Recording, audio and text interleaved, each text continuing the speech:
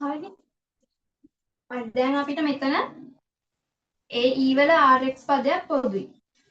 AE වල RX පදයක් පොදුයි. ඒක පිටට ගන්නවා. එතකොට මෙතන ඉතුරු වෙනවා R වර්ගය ධන 11යි R ධන 28ක්. සමානයි 0. දැන් මෙතන තියෙන සාධක දෙකක ගුණිතයක් විදිහටනේ. එතකොට අපි මේ දෙක වෙන වෙනම බිඳුවට සමාන කරනවා. AE වල RX සමානයි 0යි R වර්ගය ධන 11යි R ධන 28 සමානයි 0යි. අපිට ඒ E වල අගයක් කවදාවත් බිඳුව වෙන්නේ නැහනේ. E වල ප්‍රස්ථාරය තියෙන්නේ දැන් මෙන්න කියනවා නම් E වල ප්‍රස්ථාරය තියෙන්නේ ඔහොමනේ. එතකොට E කවදාවත් බිඳුව වෙන්නේ නැහැ. ඒ හින්දා මේ උත්තරේ කවදාවත් බිඳුව වෙන්න බෑ. ඒ නිසා දැන් මේ දෙකෙන් එක බිඳුව වෙන්න ඕනේනේ. ඒ හින්දා මෙන්න මේක බිඳුව වෙනවා. අපි මෙතන එතකොට එනවා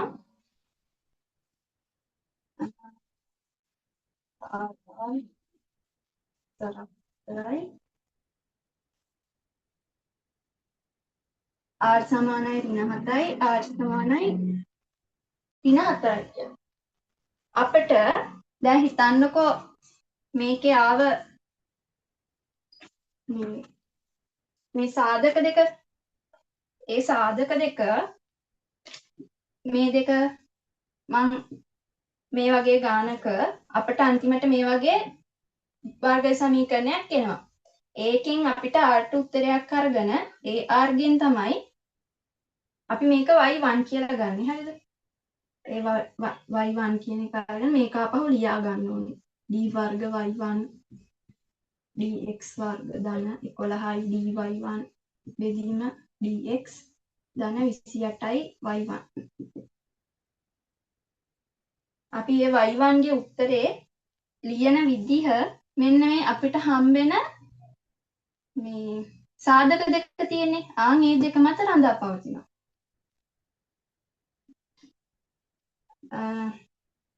අපිට මේ R කියන R1 R2 කියලා සාධක දෙකක් ආවා කියලා හිතන්නකෝ. මේ දෙක සමාන නැත්තම් අපි මේ ලියන එකත් අනිවාර්යයෙන්ම ලියන්න ඕනේ roots are real and distinct.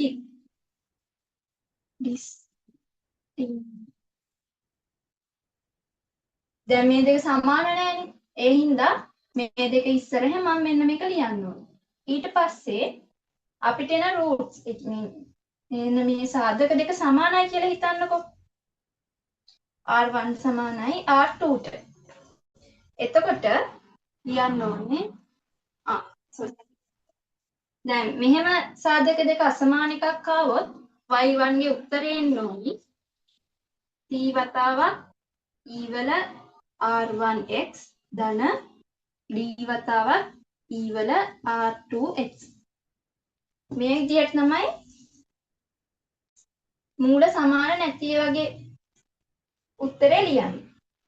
ඊට පස්සේ මූල දෙක සමානයි කියලා හිතන්නකෝ r1 r2 කියලා අරගෙන. එතකොට අපි ලියන්න ඕනේ roots are equal and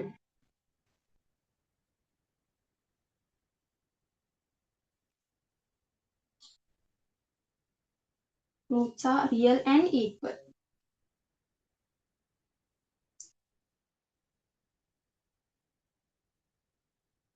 roots තාත්වික සහ සමානයි. roots තාත්වික සහ අර අසමපාත කියන්නේ මේ වගේ එකක් මේ වගේ root ඒ කියන්නේ root සමාන වෙලා આવොත් අපි y ට ලියන්නේ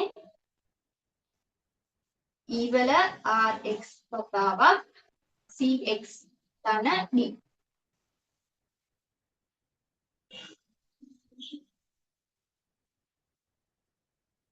ඊට පස්සේ දැන් අපිට මේ r ට එන උත්තරය ඒ කියන්නේ roots මේ වර්ගමූල වලින් ආවත් එහෙම කම්ප්ලෙක්ස් වලින් r සමානයි p ධන වර්ගය මේ විදිහට આવොත් ඔක්ටා කම්ප්ලෙක්ස්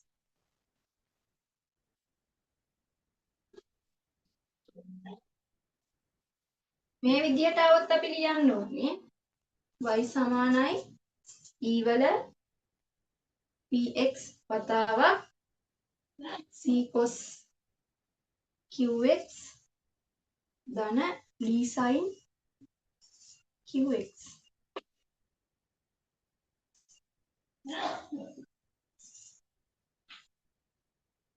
මේ තුන මේ නෝට් එකක් දාගෙන තියාගන්න.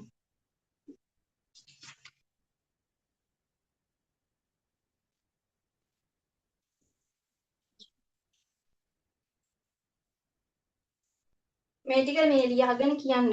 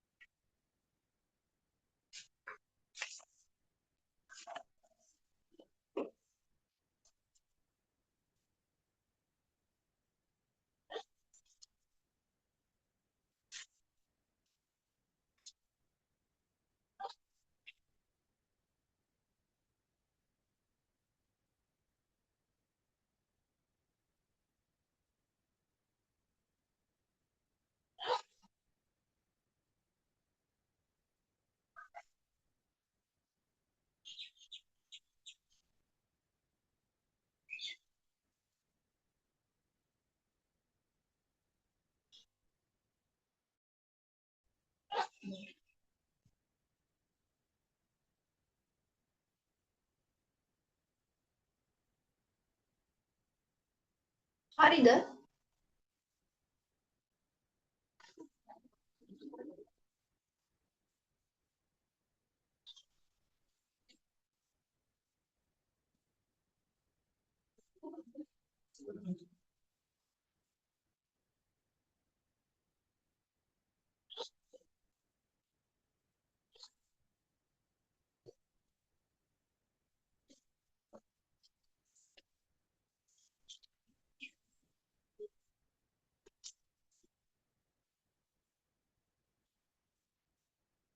මම කන්න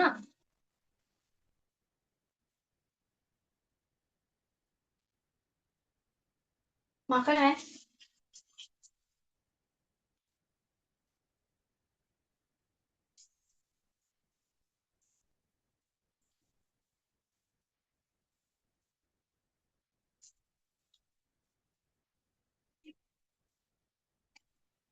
දැන් අපිට මූල දෙක සමාන නැන්නේ. එතකොට අපිට මූල දෙක සමාන නැත්නම් අපි ලියන්නේ මේ විදිහට c සමානයි c වල er1x ධන d වල er2x. එතකොට මේක y1 නේ y1 සමානයි c වතාවක් e වල ඍණ 7x ධන d වල e වතාවක් ඍණ 4x.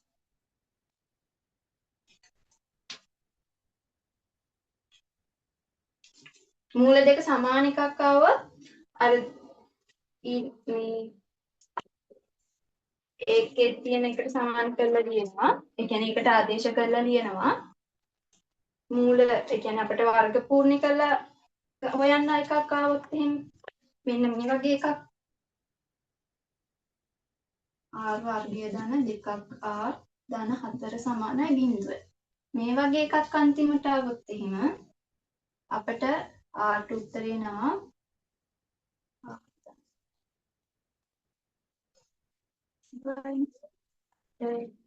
r සමානයි ඍණ 3යි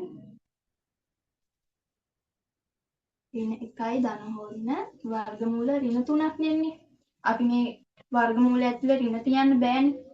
ඒ හින්දා ඍණ 1 ධන හෝරණ මෙන්න මේ ඍණ 1 අපි මෙහෙම ලියාගන්නවා. තුන් වතාවක් ඍණ 1. අපි දන්නවා i ගේ වර්ගය සමානයි ඍණ 1යි. අපි අන්න එක මෙතනට ආදේශ කරනවා. ඒකට මූල 3 ඇතුලේ i ගේ වර්ගය. මේ i වර්ගය එළියට ගන්නවා. ඒකට ඍණ 1යි ධන හෝරණ මූල 3යි i. ඊට පස්සේ මෙන්න මේ විදිහට කම්ප්ලෙක්ස් රූට් එකක් ආවොත් එන විදිහට අපි ආවොත් ඒකට මේ උත්තරේ ලියන්න ඕන විදිහ දන්නවනේ. එතනට මේක p මේක q මේක ආදේශ කරලා ලියනවා.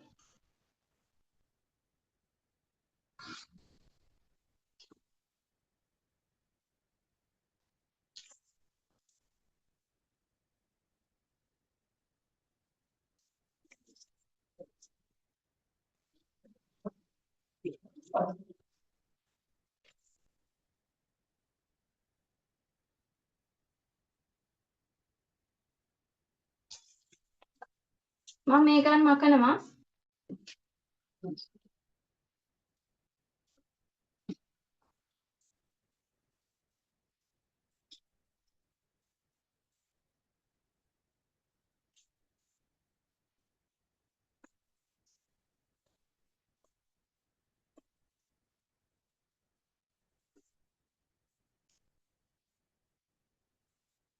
ඊළඟට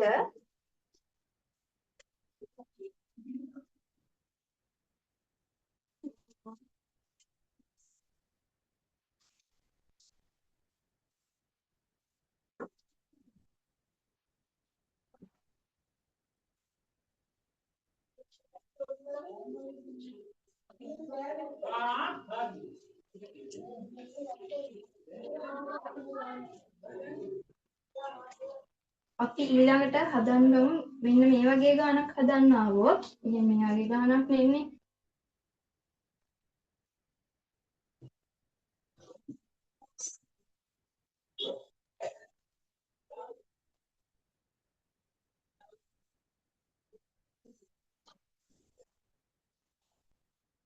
මේ වගේ ටයිප් එකේ ගණන් හදද්දී අපි කෑලි දෙකකට හදන්නේ. ඒ කියන්නේ මෙන්න මේක සලකා හැරලා මේක බිඳුවට සමාන කරලායි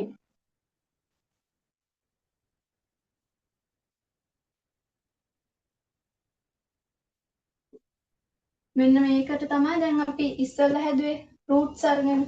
ඒ විදිහට තමයි මේ ගාන හදන්නේ. ඊට පස්සේ ආයෙ අපි මේ සම්පූර්ණ ගානටම උත්තරේ ගන්නවා. ඒක කරන්නේ මෙන්න මේ ගාන හදන්න අපිට d ඔපරේටර්ස් ඕනේ. d ඔපරේටර්ස් වල තියරම් 4ක් තියෙනවා. ඒකේ ඊට කලින් d ඔපරේටර්ස් වල dy බෙදීම dx කියන එක අපි ගන්නවා d කියලා. එතකොට d වර්ග y බෙදීම dx කියන්නේ සර්ගය කියන්නේ d වර්ගය. ආය d ඉන්වර්ස් කියන ලකුණ આવොත් අපට ඒකෙන් අදහස් කරන්නේ අනුකලනය. මේ ටික පොඩ්ඩක් මේ දාගෙන තියාගන්න. මෙන්න මේක කියන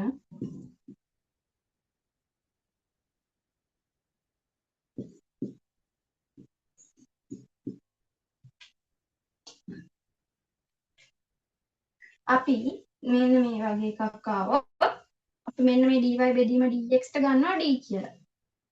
මෙයාට ගන්නවා d වර්ගය කියලා. එතකොට මෙයාගේ වර්ගයනේ. එතකොට d වර්ගය. මම දැන් ඒක ආදේශ කරනවා මෙතනට. a වතාවක් d වර්ගය ධන b වතාවක් d ධන c y සමානයි ජයන්ත මේ අනුගමන D ඉන්වර්ස් කියලා දැම්මේ? ඔව් d ඉන්වර්ස්. හරි හරි.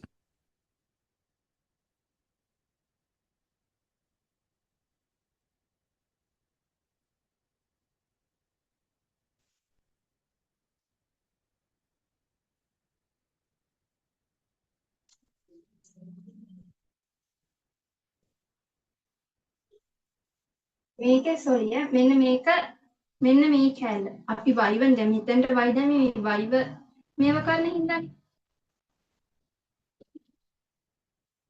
මෙන්න මේ කැලේ තමයි d කියන්නේ.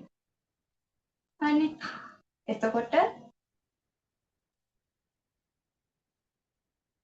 d වර්ග වතාවක් y d වතාවක් y ධන c මේක තේරුණාද? මේකේ d වතාවක් capital D බෙදීම D. මෙන්න මේ කෑල්ලට විතරයි අපි D කියලා ගත්තේ. එතකොට මේක එළියෙන් දැන් මෙහෙම ලියපුවාම dy බෙදීම dx සමානයි dy. ඔන්න ඔහොම එන්නේ. මේ y එක එළියෙන් තියෙනවා.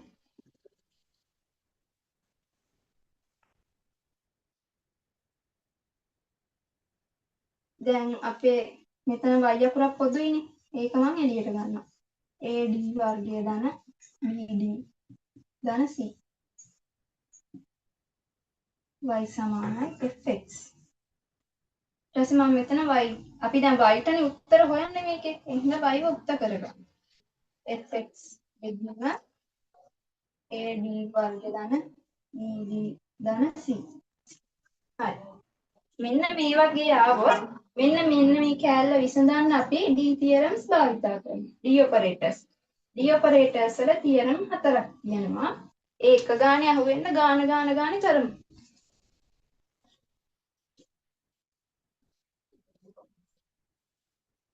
මේක ස්ක්‍රීන්ෂොට් එකක් ගහගන්නත් ලියා ගන්නවද?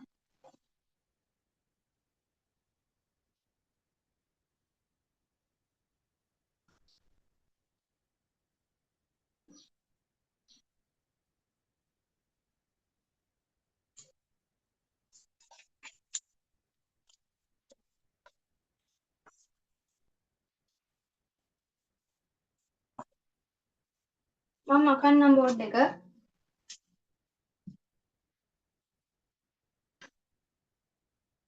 මේ කෑල්ල තේරුණා නේද? දාපු එක.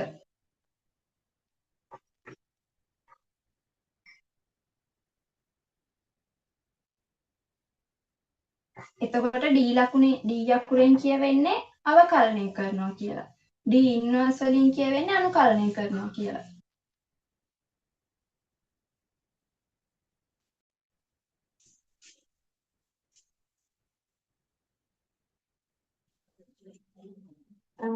theorem 1 එකේ තියෙන්නේ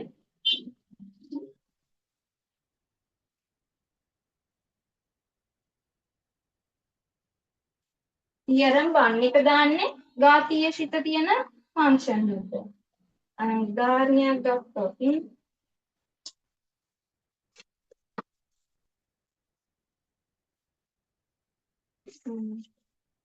මේක ගමුකෝ. එකයට D වර්ගය ධන D වතාවක් ධන 1 වතාවක් E වල ඍණ 2x. මම මෙන්න මෙහෙම ෆන්ක්ෂන් එකක් ගන්නවා. හරිද? දැන් පළවෙනි තියරම් එකෙන් කියන්නේ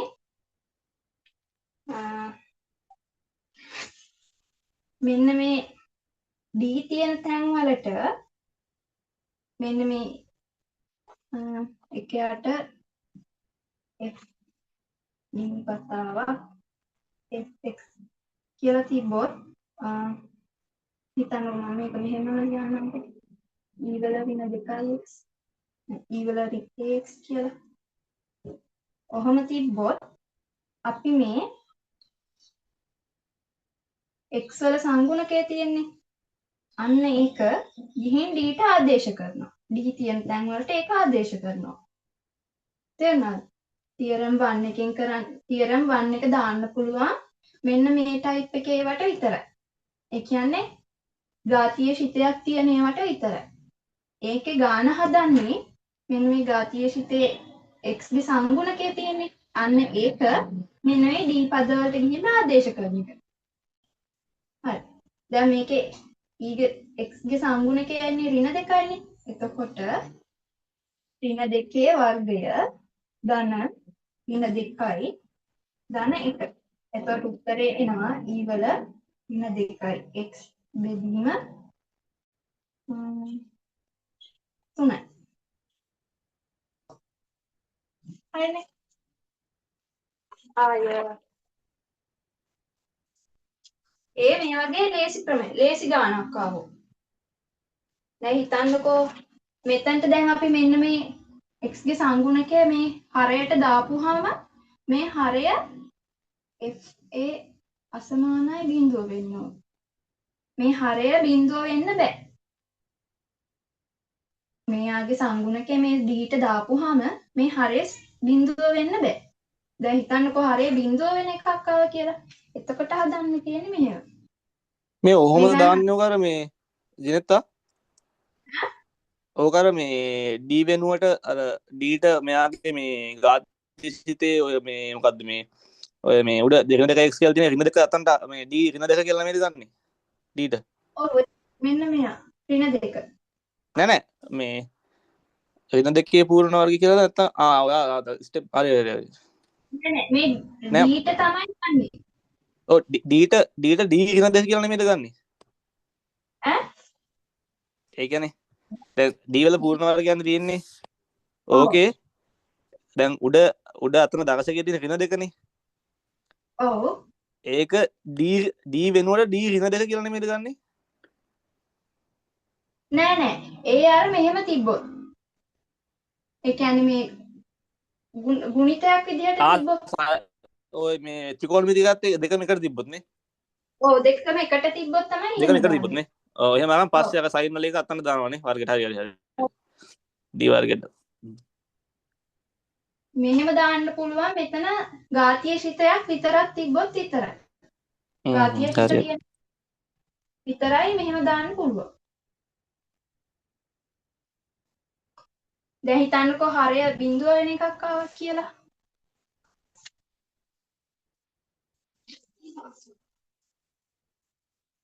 ඒක තියරම් 1 එක දාගන්න ගාතිය ශිත තියෙනවට විතරයි කියලා.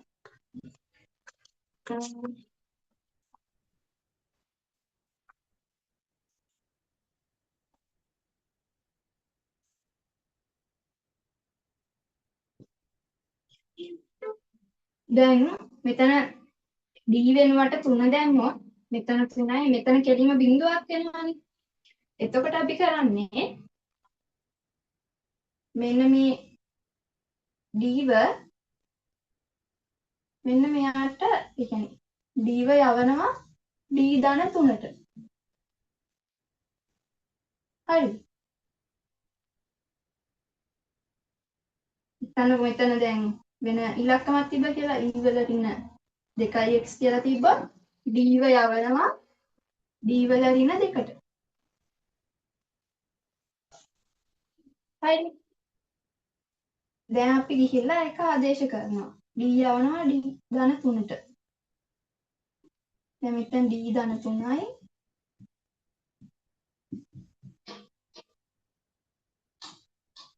එයාට අක්කේ ගායි කියලා දෙන්න තේරුණා. ඒ කියන්නේ දැන් කලින් ඇයි මේ කලින් අපි ගත්තේ මේ D වලට ඒ කලින් ගානේ පැටලෙනවානේ. කලින් ගානේ තිබ්බේ එයට d වර්ගය ධන d ධන 1 අතවත් e වල ඍණ 2x නේ. දැන් මෙතනට ඍණ 2 දැම්මට මේ හරය බිඳුව වෙන්නේ නෑනේ. දැන් අපි හිතමුකෝ දැන් ඍණ 2 දැන් මේ ගානේ අනුව මේ මෙහෙම හදන්න බෑනේ. මෙහෙම හදන්න බෑ මේ ගාන. ඇයි? මේ හරය බිඳුවක් වෙනවා. මෙතනට 3 දාපු ගමන් මේ කැලේ බිඳුවක් වෙලා යනවානේ. එතකොට එහෙම තියෙද්දි ගාන හදන්න බෑ. ඒ හින්දා මෙන්න මේ d ව අපි දානවා d ධන 3යි කියලා. මෙන්න මෙයාගේ ඒක මේ තියරම් ඒක දෙවෙනි තියරි එක නෙවෙයිද? නෑ තියරම් 2 එකේ තියෙන්නේ තියරම් 2 එක තමයි ඉස්සෙල්ලා යසිත් අයියා ඇහුවේ. ඔහම යට ෆන්ක්ෂන් එකත් එක්ක ගාතීය ශිතයකුයි ඔහම ත්‍රිකෝණමිතික ශිතයකුයි තිබ්බා. ඒක තමයි තියරම් 2 එක. ඔව්. එතකොට ගන්නේ ඔය D ධන එතකොට ගන්නේ D ධන 2ක් කියලා දොතන. එතකොට කරන්නේ මෙන්න මේ කෑල්ල ඉස්සරහට ගන්නවා. එතකොට අපි මේක නොසලකා තමයි ගාන හදාගන්නේ. ඒ කියන්නේ ඒ පදේ නියතයක් වෙනවා බා. ඔව් එතකොට එතන ආදේශීත් මේ D ධන එකක් විදිහට නේද යන්නේ? ඔන්න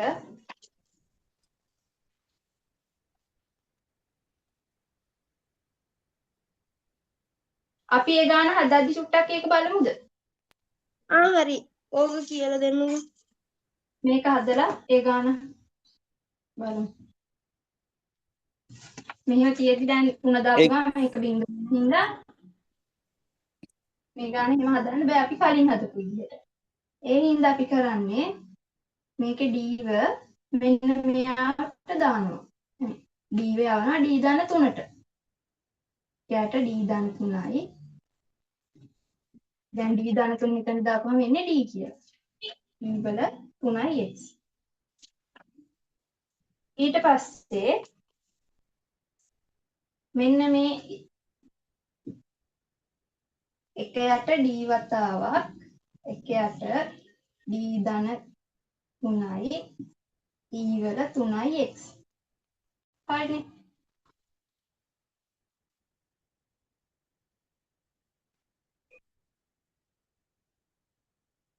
මේක මෙතනින් එහාට ගාන හදන්න අපිට තව තියරම් එකක් ඕන වෙනවා. ඒ හින්දා මේ ගාන අන්තිමට හදමු. තියරම් 4 එකක් ඕන වෙනවා මේක හදන්න. අපි තියරම් 2 එකට යමු. අවුලක් නැහැනේ. මේක දැන් D වෙනුවට D දන 3 දාපුවාම ඔව්. හරි හරි එතනින් හරි හරි. ගාන හදන්න තියරම් 4 එක ඕන වෙනවා. හරි බං ඔය ඕවා ටික මේ ගණන් හදද්දි නෝ අහුවෙනවා බං ඔයා තියරි ටික කරපුවාම මෙයා ගණන් වලින් අහුවෙනවා බං අවුලක් එන්නේ හරි හරි අවුලක් මේ නැහැ. තියාගන්න වෙන්නේ තියරම් ටික දාන්නේ කොතනට කියලා එහෙම විතරයි. නැතුව ගාන හදන්න එහෙම අමාරු නෑ. ඔය මේ ගානක් හදන්න තුනියන් මේ තියරි විතරක් මේ කියලා දෙදී ඔක තේරෙන්නේ නැද්ද ගාන හදනකොට ඔක තේරෙනවා බං තියරි ඇප්ලයි කරනකොට දෙවැනි තියරියේ තියෙන්නේ ඒක අපි දාන්නේ මෙන්න මෙහෙම එකක් තියරම් කියලා හිතමුකෝ.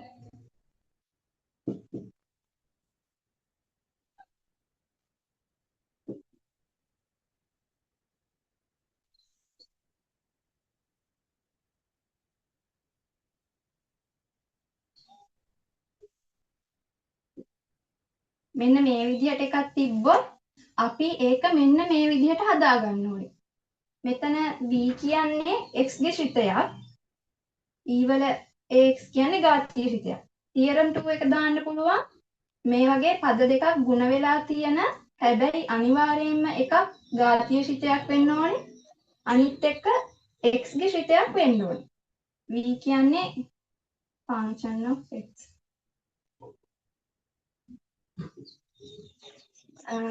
මේ අර ඉස්සෙල්ලා හුවේ ඒ වගේ.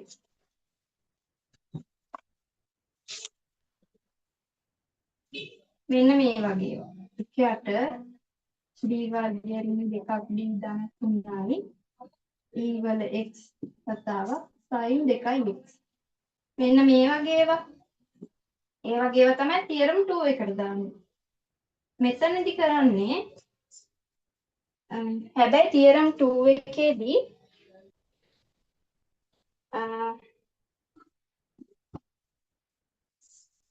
මම මේ ගානම දැන් උදාහරණයක් විදිහට ගන්නම්. හරිද? මේකෙදී අපි මෙන්න මෙයාව ඉස්සරහෙන් ලියා ගන්නවා. e වල x වතාවක් එකට d වර්ගයෙන් දෙකක් දාන 3. වතාවක් sin 2x. හරි. මේක e වල ax ඒ ආකාරයට තියෙනවානේ. හරි. ඊට පස්සේ මෙන්න මෙතන e ගේ සංගුණක එකයිනේ. අපි අන්න ඒක දානවා මේ d යවනවා අර කලින් එකේ වගේම d යවනවා d ගේ දාන එකට. වල x හැබැයි අපි මෙන්න මේ පැත්ත නොසලකා හැරලා තමයි ගාන දිගටම හදා යන්නේ. කියන්නේ මෙයාගේ සංගුණක ගන්නවා ඒ වුණාට මේ e වල x කියලා එකක් නැහැ කියලා හිතලා තමයි ගාන හදන්නේ. එකයට d දාන එකේ වර්ගය තින දෙවතාවක් d දාන එක දාන 3. ඒ අපි මේ සංගුණක e එකක් වල වුණොත් සංගුණක එකක් දැන් හිතන්න වුණොත් මෙතන විතරද? නෑ නෑ. පහ තිබ්බා කියලා හිතන්නකෝ. එතකොට D ධන 5. හහ.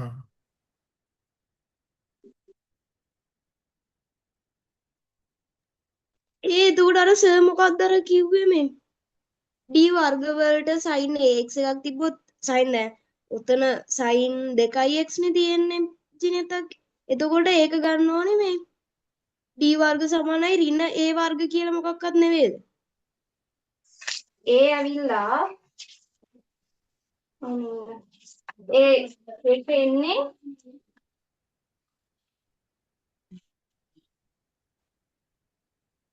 තියරම් 3 විදිහට හදාගත්තට පස්සේ තියරම් 3 දාන්න පුළුවන් මේ යටට d වර්ග පද තියෙන ඒවාට විතරයි. ඒ කියන්නේ තියරම් 3 එක එන්නේ තියරම් 2 වලදීම දාන්නද? ඔව් ඒ කියන්නේ ඒක එක එක ගණන් වල ඇප්ලයි වෙන විදිහ වෙනස්. ඔව් මේ වගේ තමයි ගොඩක් වෙන්නේ මෙතන මේ සයින් එකක් තියෙනවානේ. එහෙම ආවම දැන් මේ ගාන එහෙම එනවා අන්තිමට. මේක අපි හදාගෙන යමුකෝ. ඔයා හදන්නකො. මේක කොහොම කරත් පැටලෙනවානේ මට ඒකයි මම සැරින් සැරේ අහන්නේ සමා වෙන්න. මම දාන්නම් මගේ නෝට් එක. මේක අපුවාම මෙතනට එනවා d වර්ගය ඍණ 1යි ධන 3ක්. මේක සුළු කරාම මෙහෙම උත්තරේ එනවා sin වල 2x.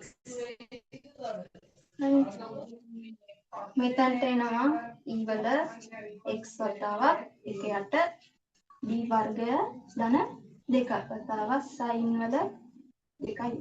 හරි. අපි දැන් මෙතනින් එහාට ගාන හදන්නේ කොහොමද? අපි දැන් මෙන්න මේ පැත්ත කියන්නේ e වල x කියලා එකක් නැහැ කියලා හිතාගෙන දැන් අපි ගාන හදන්නේ. හරි. මෙන්න මේ කැලල මෙන්න මේ විදිහට තමයි තියරම් 3 එක එන්නේ.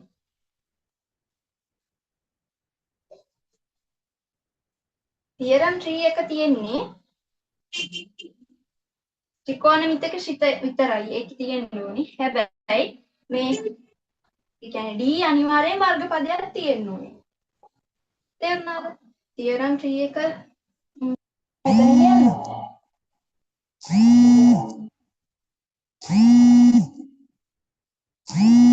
තියරම් 3 එක තියෙන්නේ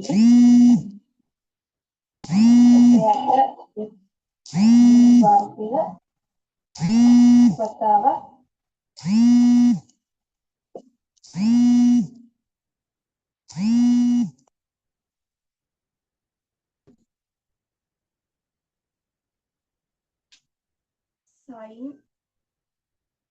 ax ධන b. මේ වගේ තියරම් 3 එක ආවහම එතකොට අපි කරන්නේ අර ඉස්සෙල්ලා ගැසිත්තේ ඒක තමයි. මෙතන d වර්ග පදවලට විතරක් අපි ආදේශ කරනවා මෙන්න මේ ඒව වර්ග කරලා එයාව ඍණෙන් වැඩි කරලා. d වර්ග පදයට විතරයි. එතකොට d වර්ගය සමාන වෙනවා මෙතන ඍණ a ගේ වර්ගය.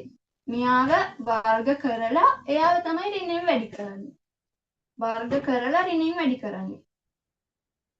එතකොට තියරම් 3 එක දාන්න පුළුවන් මෙන්න මේ වගේ ත්‍රිකෝණමිතික ශිතයක් තියෙන එකට විතරයි.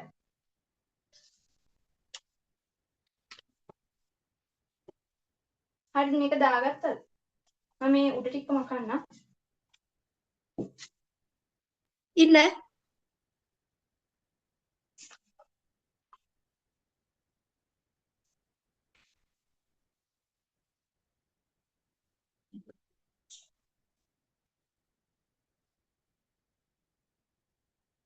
ගාන දිහා ගන්නවා ඉන්ටල් x හරි.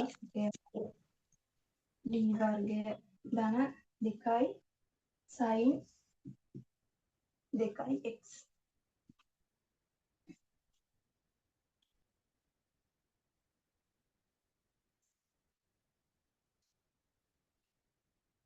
දැන් අපි මෙතන තියරම් 3 වලට ගාන හදාගෙන තියෙනවා. දැන් අපි මෙතන ඒව වර්ග කරලා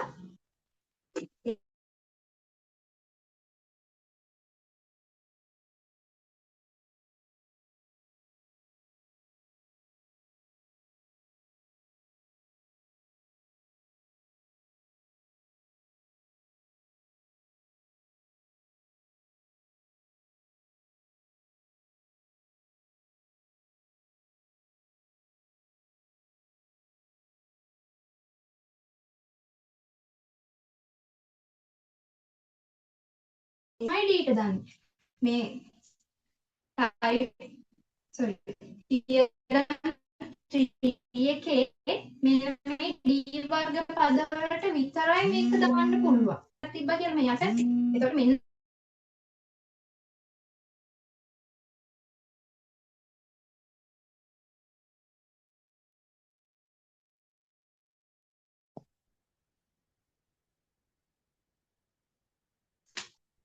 ඇහෙනා නේද?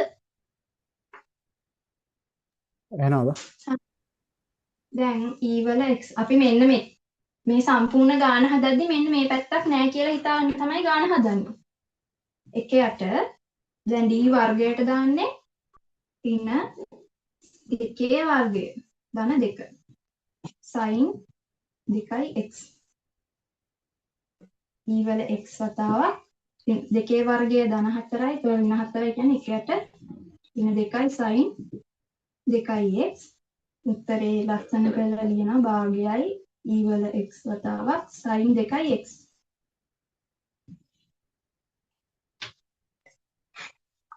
හරිද? එතකොට ඔතන මේ sin 2x ගේ අනුකලනයක් මොකක්වත් නැද්ද?